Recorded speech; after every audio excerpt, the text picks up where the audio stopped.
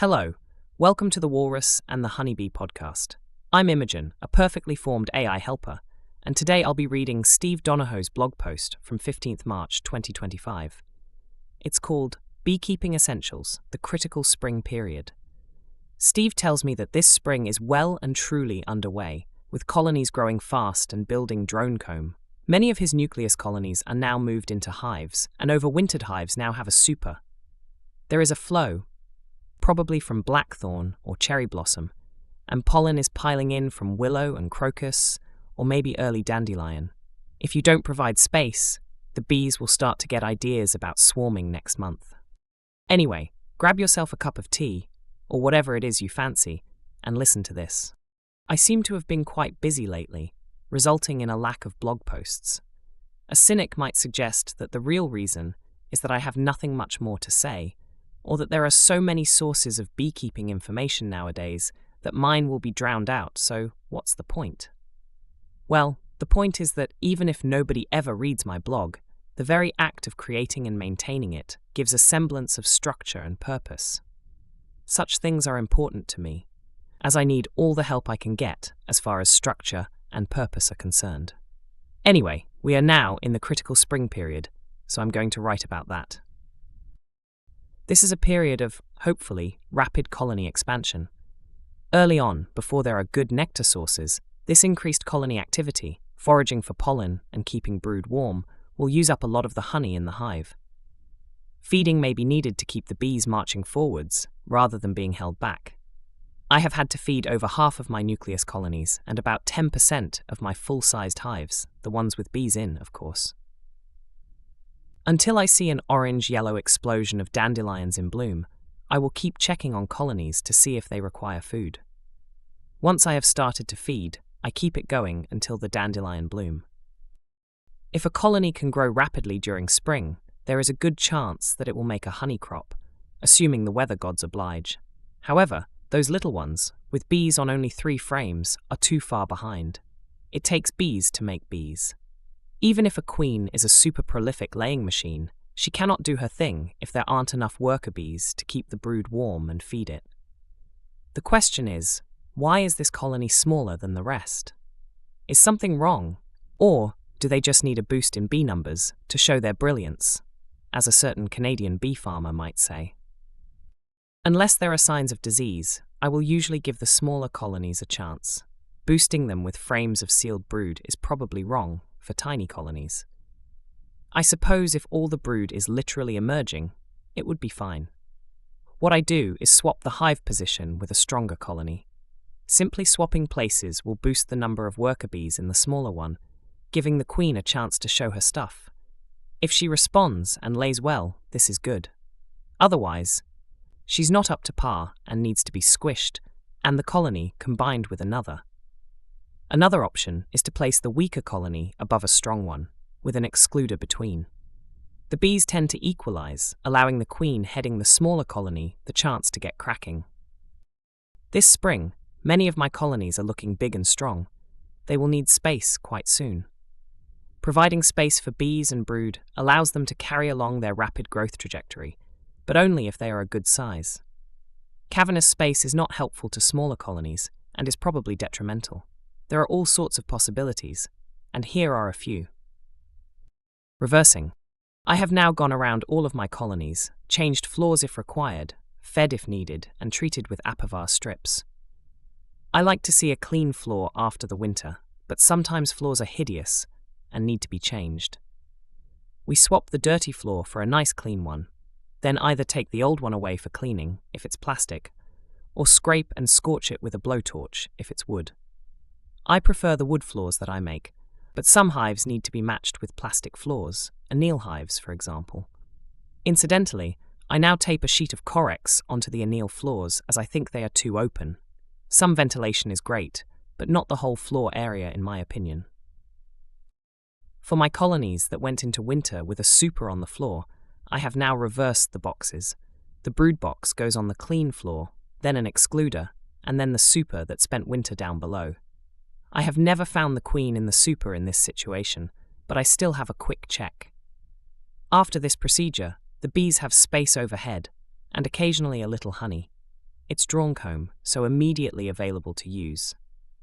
There is no nectar coming in, so the super will be used for bees rather than honey, but that's better than having an overcrowded brood box. I do the same thing on the occasional colonies that overwintered on double brood boxes. In spring, the bottom box is nearly empty, so it can be reversed. I may or may not place an excluder between them. I don't really like using Langstroth brood boxes for honey, so if I have a spare super, I'd rather put that on top and take the empty brood box away. Queen excluders. Generally, my bees are on a single brood box, with supers above a queen excluder. I have tried leaving the excluders off, and that works well too. However, I now prefer my way. I think that keeping the excluders off probably does allow the bees to make a larger brood nest quicker, and I think it relieves any swarm pressure. However, I like to harvest my spring crop, and I can take more honey if I use excluders. Without the excluder, there is often a box or two that is mixed honey and brood, which I can't take off for extraction. With oilseed rape about, that's unhelpful because it crystallizes in the comb. Without oilseed rape, if you just want to harvest once at the end of the season, the bees will have mostly sorted everything out by then. The brood area tends to be in the second box from the floor, and the honey is above that. Equalizing. As spring progresses, some colonies will be super strong. In fact, there will be strong, medium, and small ones. I have already covered the small ones. They need more bees. For the rest, as long as you are confident that they are free from disease, equalization of brood frames is very beneficial. Nosema could be one reason why your small colonies are small, spring dwindling, which is also why changing frames with other colonies is a bad idea. We move frames of sealed and emerging brood away from super strong colonies to the medium-sized ones. The idea is to get all the honey production colonies to a similar strength by the time of the first big honey flow from trees, dandelion, and/or oilseed rape. We replace removed combs with drawn comb or foundation frames.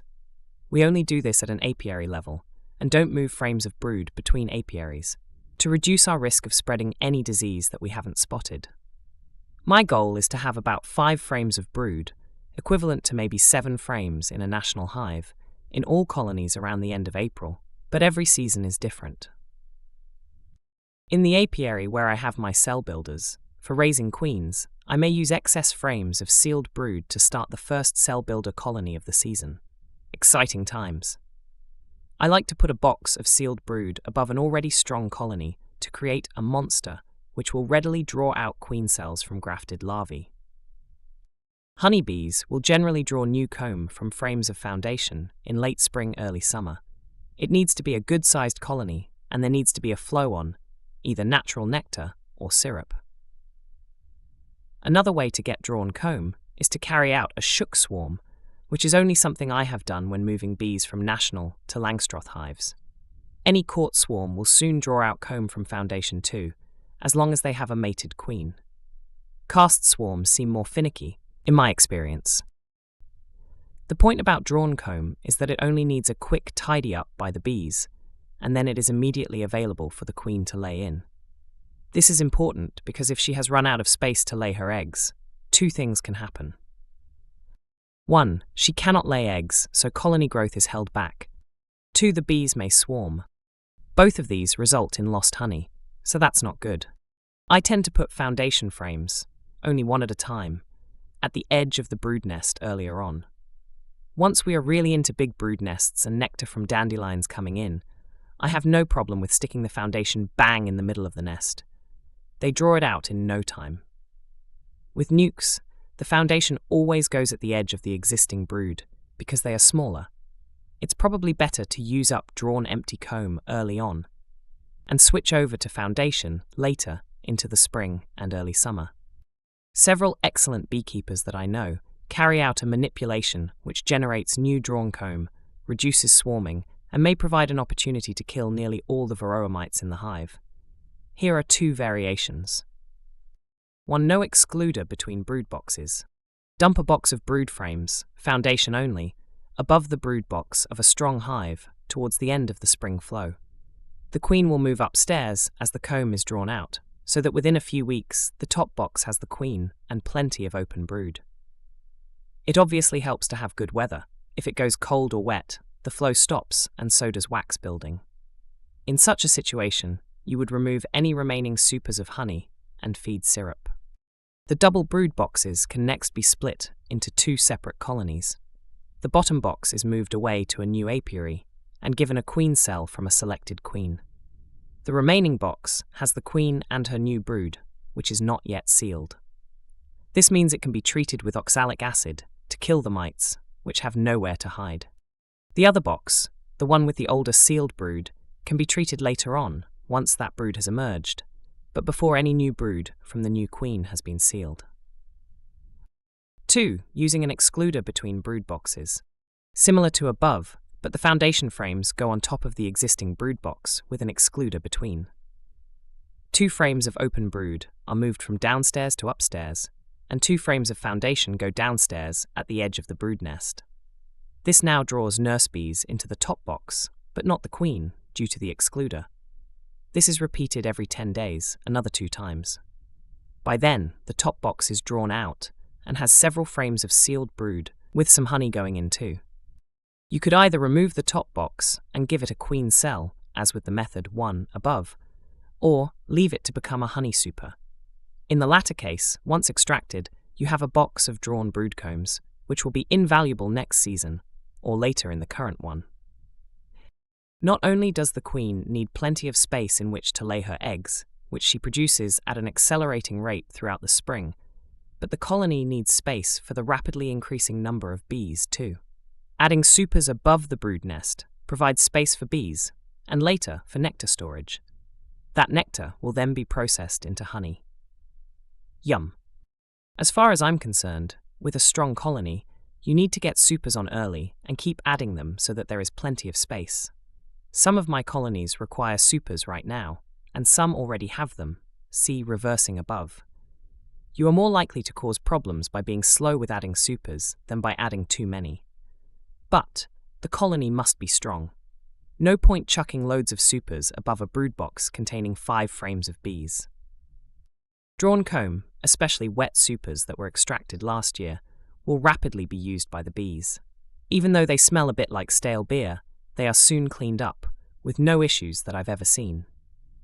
However, a super full of foundation frames is not really space to a colony of bees.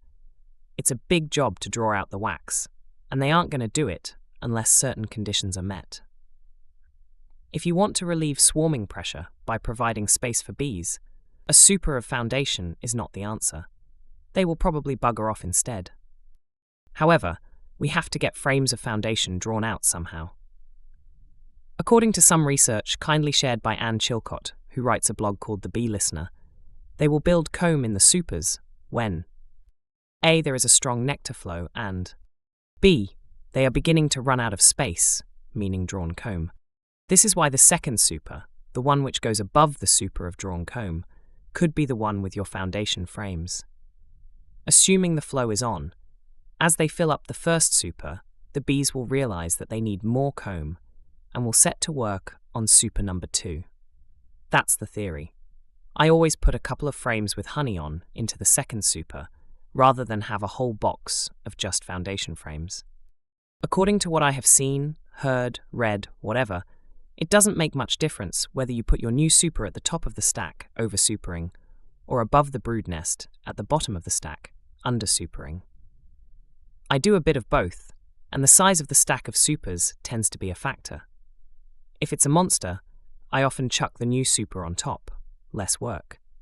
If there are only a couple of supers on the hive, I typically under-super because my silly walrus mind likes to think that space above the brood nest is a good thing.